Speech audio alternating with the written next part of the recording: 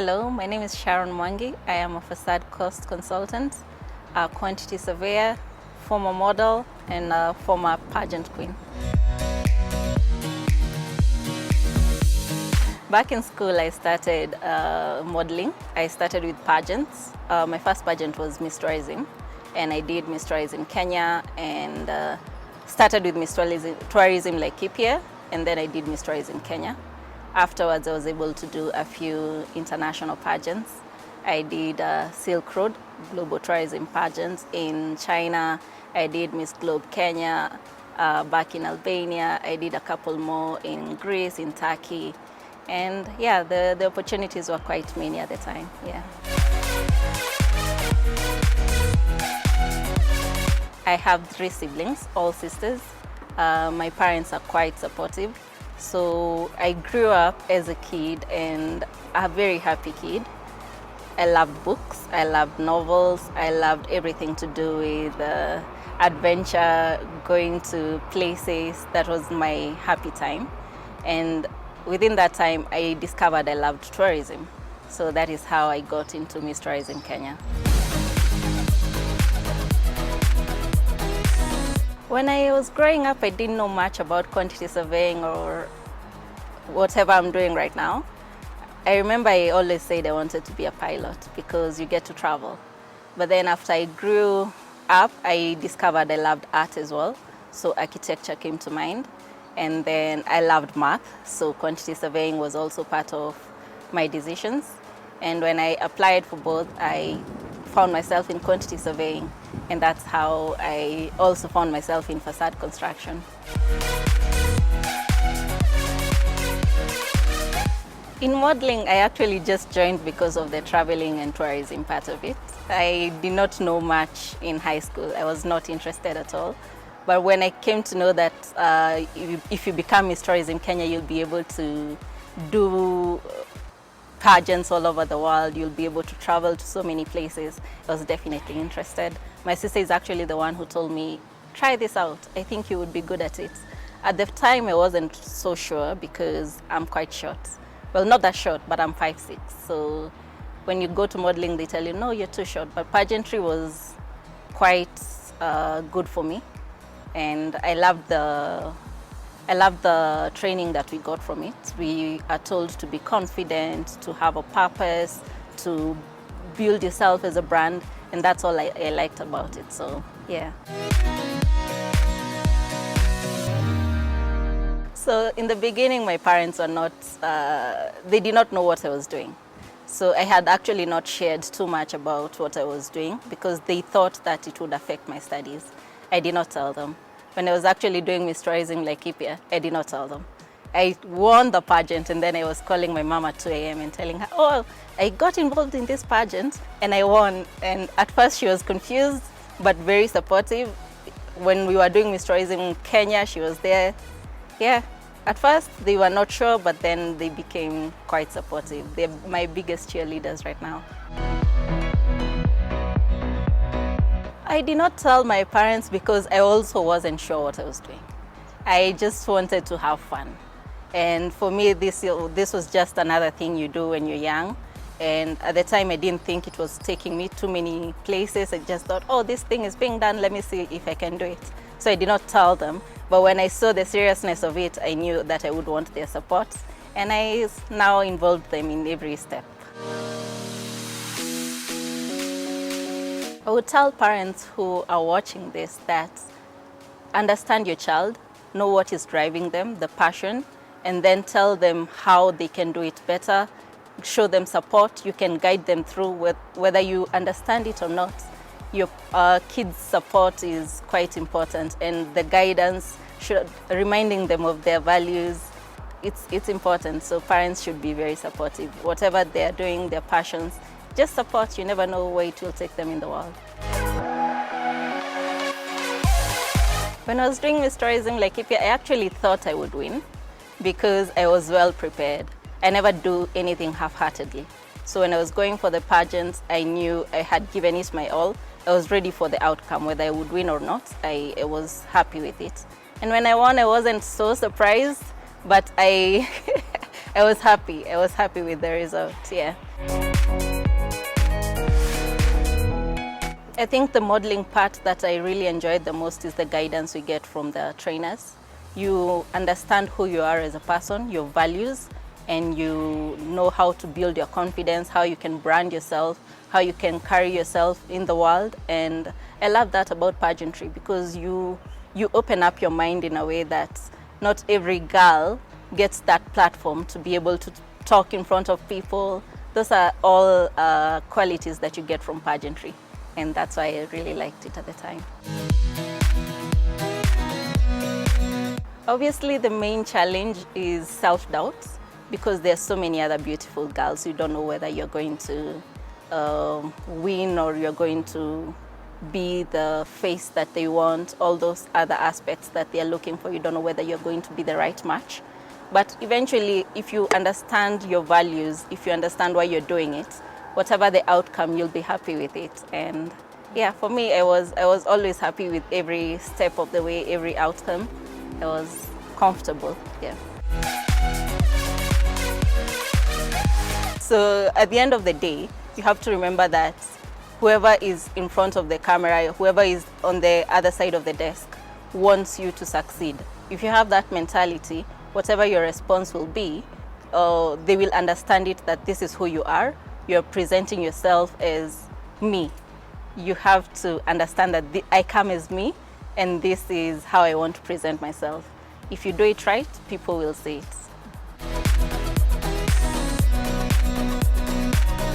So I joined university doing quantity surveying. I actually enjoyed it. And then I came from university and joined a company, a contractor, a facade contractor. And I started with a really iconic building, the One Africa Place, and I enjoyed that building a lot. It was quite challenging. It opened up my mind in a way that I didn't expect. There are so many things that you don't see in the books that this building got. It opened up my mind, and I enjoyed that, and that is why I keep pursuing it each and every day. So facade construction is basically facades are the face of a building. So facade construction is basically the team that styles a building, making sure that the glass, the aluminum, the face of a building looks stylish or looks sleek. And when you look at a building like One Africa Place, it's all a glass facade. It's all a glass curtain wall is what we call it. And we are the people now who make sure that the glass curtain wall, the dust does not come in, water does not come in, wind does not come in, and it stays stylish for many years to come. When I look at modeling and facade construction, the similarities are basically how you package things. So in modeling, you package yourself. You are a brand. You're the person who's approached. You have to look a certain way so that you can represent this product or this building or this purpose if it's pageantry. When it comes to facade, this is now a project, a building. You have to package it in a way that it looks stylish, it lasts a lifetime maybe, it looks nice, it doesn't fail or get affected by wind pressures and all that. So that is that packaging basically, yeah. So facade construction is actually a niche field in construction. Facade consultancy in Kenya actually has not grown, it's still growing, and I actually believe that it will get better with time. The rest of the world, facade consultancy is actually a business on its own. There are firms doing this exact business, only that. But in Kenya, we have not grown into that yet, and we are hoping that we'll get there so soon. At the moment, we are trying to push the public and the people in the industry, Borax, AAK, IQSK, to come and learn more about facades, understand the niche aspect of it, understand why you need technical people specialized only in this field, and then push that into the field and making sure that people understand it better and basically make it a niche as it is. Yeah. I love facade construction because it's a perfect mix of art, science, and you get to learn a lot from it. There is no day that is actually the same. The first day I will wake up, go to a site visit, and then meet up with an architect, and then go to a client negotiation meeting. No day is the same. I love that about it, and it's quite challenging. I wake up every day thinking that I know something, and then I go to site or do my calculations and find out, oh, I was quite wrong. It's eye-opening, and I love it. Yeah. Let's go for a short commercial break. We'll be right back.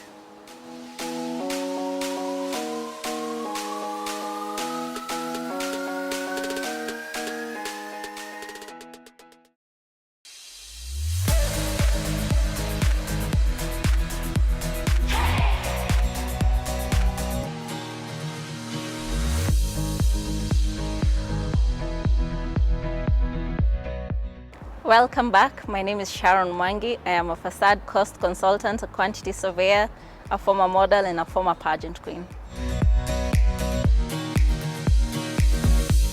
When I look at a building facade, the one thing that makes me see that the building has been done quite well is the thought behind maintenance and cleaning. These are things that most architects, most developers do not look at. And you can see buildings that have been there for quite a while. The maintenance of it, the cleaning of it, the glass, the aluminium. There are things that the clients or the architects did not consider. And when you see a building that the consideration was done, it looks really nice, and it looks like it was well thought. And these are things that we as facade people, we love to see. So these are things that we would like the architects and quantity surveyors and developers to keep in mind when they're doing their projects. Yeah. So my day is never the same.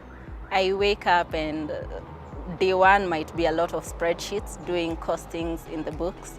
Day two might be doing a materials check, checking if the glass that is specified has the right glare, if the heat transfer is a lot, making sure that the ventilation in a design is considered. There's a lot of aspects when it comes to the design and checking what the architect has considered, the specifications, and then you have to go to site to make sure that whatever was specified is being done correctly, and then talking to the clients, making sure that the negotiations, the budgets are right. So many things come into play, and I love it. I think the highlight for anyone in construction would be seeing a building come into fruition, because the challenges in each and every building are really much. There is so many things that could go wrong in a building. Some things go wrong, some things go right. So when you see the end of it come well and the client is happy, that is something that we all look forward to. So at the end of the day, I have done so many nice projects. I've done One Africa Place. I've been part of the team that did the piano on Brookside Drive. I've been part of the team that did the Jahazi on on James Gishuru. On General Madenge, we were part of the team that did Matrix 1 and many other projects. And I want to do more iconic buildings. That's quite a highlight for me. And I hope I get to do that in Kenya and all over the world. Who knows? So for the project, from design stage to handover, there's a lot of things that come to play. So you have to design it first and then do the budgets for it. After the budgets are done, obviously the client now comes in, the groundbreaking, the structure, the facade, all that takes quite a while. So you never know the period of the project. If it's done correctly, the time will not drag too long. In Kenya, we've seen projects go as long as 5 years because the budgets are not done correctly. The client funds ran out. If a building is planned well, it will take even shorter. Actually, facade construction is quite male-dominated. When I joined, I actually didn't know how much male-dominated it is, but I'm sort of getting into it. I am used to it by now. At the end of the day, you have to prove yourself as a lady in most of the industries. You have to show your value. So that's the main challenge that I have faced, there's a lot of being underestimated. You have to over-deliver in most of the projects. You have to make sure you know more than you actually need to. Make sure you're up to date with all the trends that are coming up. Make sure that you understand the drawings, you understand the costings, you understand everything in detail. And at the end of the day, once you over-deliver, people are actually more appreciative of it. So in terms of trends, in construction, there's so many things that are happening all over the world. So many new designs, so many innovations that are coming up, sustainability things that are coming up. And there are many events such as Zach World of Facades that for me, I get to learn from. I go online and see their recordings, every event that they have in Saudi Arabia, in UK, in India, all other places in the world.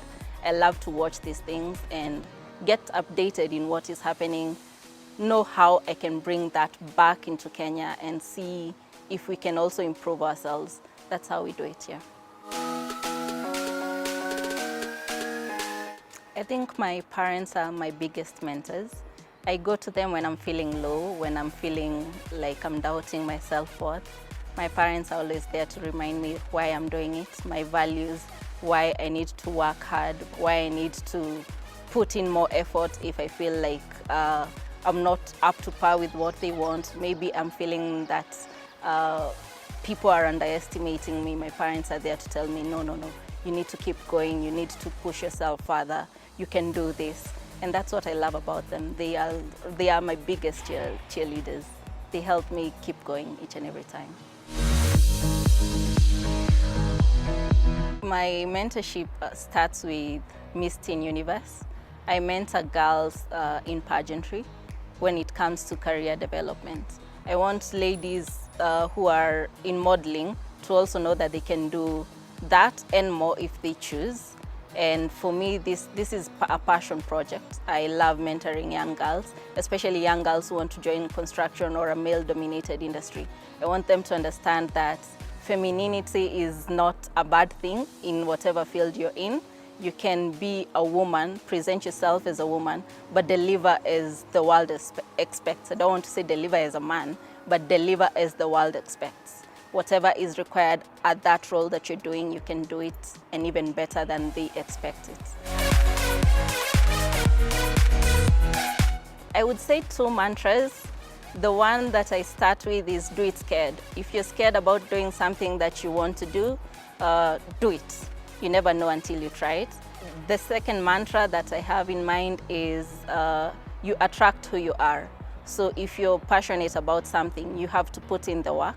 You have to put in the effort that makes you that person, and then the right people and the right opportunities will find you along the way. You'll find your people as you're moving towards what you are.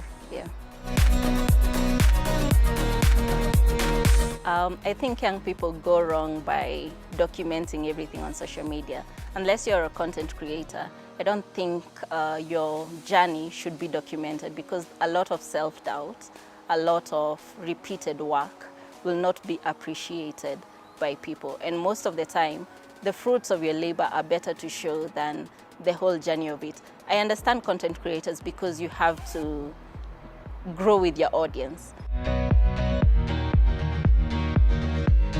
The negative comments someone normally gets is mostly when they underestimate you, when they think that you don't know what you're doing.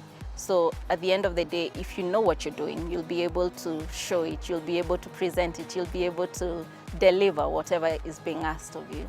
So at the end of the day, I think the first thing you have to understand is your work. And then whoever comes to you with negative comments, you'll show them that you understand your work, and that is what is important at the end of the day. Yeah. I have big dreams. I want to work in beautiful, iconic projects. I want to be part of the team that does really nice projects all over the world. Who knows? I want to travel to big places and see iconic buildings and see nice projects. I want to mentor young girls. You never know where your path will lead you, but yeah, that is what I want to do. I want to do more facades. quite introverted, so most of the time I'm at home, probably just watching a movie or sleeping or redesigning my house for the 100th time. I don't have the funds, but who knows, maybe I will soon. If I'm not at home, I love travel. So a little birdie told me, when you're in your 20s, you have to travel the world. And for me, that means at 3 a.m. I took the cheapest flight to some part of the world that I've never been alone. It's quite open these days to travel as a female solo traveler, and the opportunities are quite a lot. I love travel. I find myself in weird places. And who knows, maybe I'll have more experiences and adventures to tell my kids one day. On social media, I would say LinkedIn is my biggest platform. I actually just crossed 10,000 followers, which is quite amazing. I share thoughts on facades, thought leadership, anything that is related to facades, and I think that's where most people can find information about what I do. The handle on LinkedIn is Waleo Sharon Mwangi. I would say my parting shot is remember that excellence is the biggest deterrent to discrimination. If you put in the work and put God first, you'll find it easy to navigate the world. And if you fail, just know that there were so many other lessons that you got from it. You never know. Rejection might be redirection.